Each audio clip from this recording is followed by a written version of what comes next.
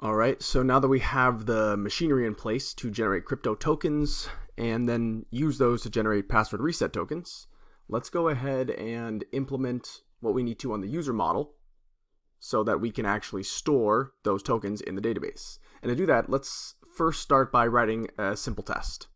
So in the user.test.js file, I'm going to create a new describe block. And actually first, let's go ahead and import the tokens, utils tokens, just like so. And then down here, let's create a new describe block. And this describe block is going to describe test password reset. Just some core functionality. And we'll give it a callback. And inside that callback, we'll create a test that says user can store password reset token in the DB. And we'll make that an async callback function. And inside there, we'll do a few things. First, we'll create a new user. We'll register them in the same way we've done so here. So I'm just going to copy paste that. Then we will extract that user from the DB. And we'll do so that we get all of the columns. Doing fetch user by email. Yeah, that one works fine. New user.email. And the reason we're doing that is because if you look at the fetch user by email method, you'll see that it selects all columns, which means it's literally just pulling every column out of the database, serializing it into an object, and passing it on to us. So then we can come in here and we can check that that row in the database is how we expect it. And we're just going to check that the user from DB dot password reset token, which is one of the columns we created, should be null when we start out. Then, we also want the expiration date to be null.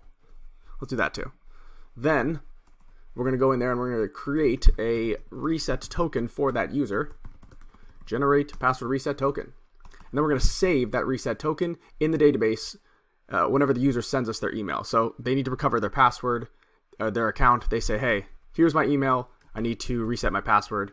We'll run a method that's, let's go save password reset token, something along those lines. And we'll just save it according to the email they send in, which we will say will be this user's email, and then we'll pass in that object containing the appropriate token. Then let's fetch that user from the database again. Let's just take this whole thing here because we're going to do the exact same thing. Remember, at this point and at this point, we should have made a single update to the database here, so that row should be changed.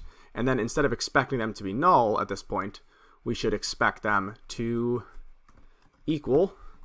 It should be the reset token. Oh no, that's not what I want. Reset token dot token. And here, we should expect the expiration date to be any date. And it should be technically, we could also say it's a date that's at least, an hour in the future, or like slightly less than an hour in the future or something, but this is totally fine for the time being. And so this test should work the way we expect it to. Now, I will note that, by the way, in this RMS API password reset repo, I've made a few adjustments to the testing suite. In particular, this common testing suite, I've done two things. I've adjusted the common before all and the common before all method, or at least this hook, to first start by deleting all data from the test user's DB, and then creating a new set of users and a new set of posts every time. I should also probably go in here and delete all the posts before I do this. Let's say delete from posts. And all this does is it deletes everything in the users table, everything in the posts table, and then it creates some new users and it creates some new posts just in the test database, just so we can make sure things are working as we expect them to.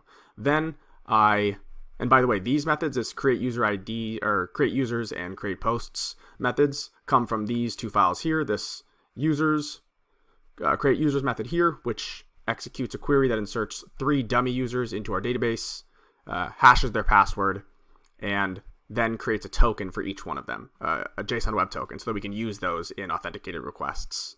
It also returns the set of IDs so that we can actually use those IDs later on wherever we want. One of the places we use them is we pass the set of created user IDs to this create posts method. And the create posts method takes the user IDs and it creates a post for the first user and for the second user, just so that we can have a reusable way to refresh the database, fresh data, fresh users, fresh posts each time in the test database. And so doing so allows us to then take all of those IDs. Every time tests are run, we have an array of user IDs, an array of post IDs, along with some JSON web tokens for each of those users, and we export all of that from our common tests file. And so doing that means that in this user test thing right here, we have a bunch of users already in the database, which is just a nice way to make sure that we can initialize every test with some test data, and we don't have to go in and recreate the user each time like we're doing here. But for the moment, just want to give you an example of how to accomplish this as if we hadn't done that. So if you don't have these files in here right now, you can go ahead and pause this video and look at what I did here and copy that, or you can just clone the repo that I used, the RMS API password reset repo, and work from there. It should be the same, by the way, as the seed files here. I basically just took these seed files and turned them into actual users here when I changed the names a little bit, and that's about it. And I hash their password so that we get a new password each time. Nothing else, nothing crazy, just some simple stuff. And having done that, we can now run our tests in the user.test.js and hopefully, or npm test, user.test.js. Hopefully that works correctly. I have lots of errors. Cool. Let's try that again. Okay, I have one error here, and it is this user.save password reset token is not a function. And that's to be expected because I have not created it yet. So let's go ahead and create that now and get this test passing. So in this user.js file, come in here and create a new method. And let's call this method save password reset token, because I think that's what we called it in the test.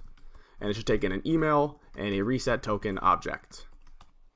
Then we'll run a query, which will be the result of saying, let's go ahead and, don't do that, go up one more. Nope, thank you.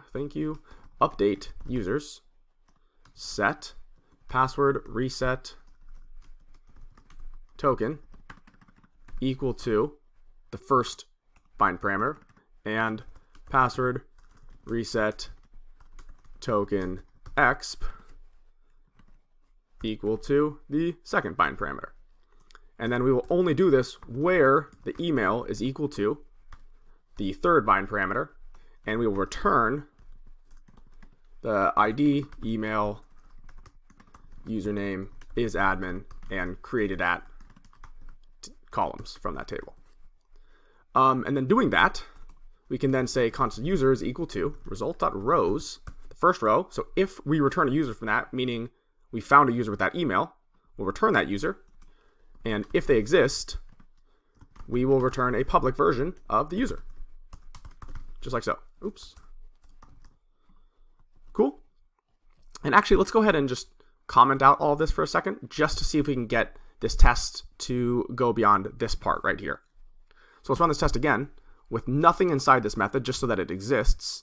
And we'll see that, okay, cool, it did find that method, but then when it checked to see if the password reset token was equal to the reset token.token, which is the random bits encoded as hex, it received null instead, which is good because we didn't actually do anything in this method because we left it empty. We commented it all out.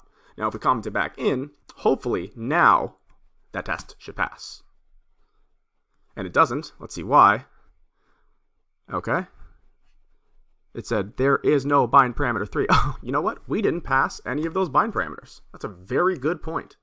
So let's come in here and let's say reset token dot token and reset token dot expires at, or something like that. I hope that's correct. And then the email. And let's run that again. And it still fails. Okay, let's see why. Expected it to be any date. This matcher must not have an expected argument. Oh, it shouldn't be to be null because I did that test wrong. Good to know. Instead of to be null, it should be to equal.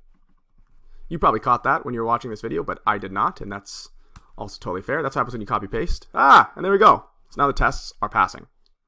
Cool. So now we are able to store the user's password reset token in the database, And our next job is to make sure that once the user has a password reset token in the database, we can then look up that user by the password reset token and change their password.